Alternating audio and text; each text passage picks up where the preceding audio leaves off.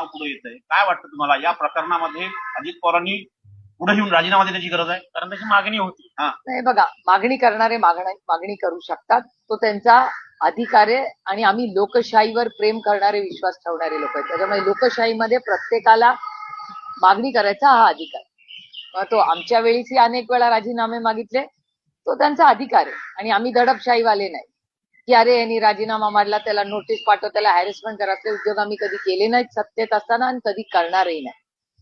पण ह्या परिस्थितीमध्ये माननीय मुख्यमंत्र्यांनी जे कॉमेंट्स केलेले आहेत त्यांनीच उत्तर दिलं पाहिजे ना.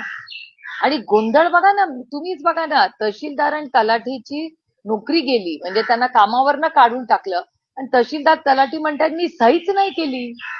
हा तहसीलदार तलाट्यावर अन्याय नाही का?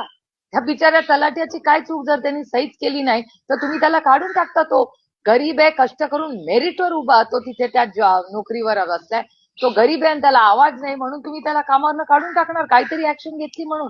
हा कुठला न्याय? पवारांना वाचवण्याकरता तहसीलदाराचं निलंबन केलं असं वाटतं तुम्हाला? दिला जातोय का? नाही, कसं काय? पार्थ पवारांचा विषयच येत नाही याच्यात. हे महाराष्ट्र सरकारचा इंटरनल इश्यू आहे, पार्थ पवारांचा विषयच येत नाही याच्यात. याचं कारण असं, पार्थ पवारांनी त्यांना जे प्रश्न पाठवले आहेत ते म्हणलेत की माझी लिगल टीम त्याचं उत्तर दी, जे बरोबर आहे. पण एकीकडे महाराष्ट्र सरकार आपल्याला सगळ्यांना कन्फ्युज करतंय.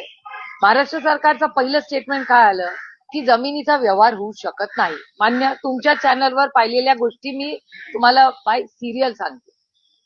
जर व्यवहारच होऊ शकत नाही तर स्टॅम्प ड्युटीची नोटीस कशी काय आली? आणि मग किती नक्की? त्याच्यात पण तफावत आहे. तहसीलदाराला का तुम्ही काढला जेव्हा तहसीलदार म्हणतोय की मी नाहीच सही केली? मग नक्की गोलमाल आहे भैया, कुछ दाल ने कुछ बडा खाला है आणि हे सगळं महाराष्ट्र सरकारची जबाबदारी आहे. प्रथम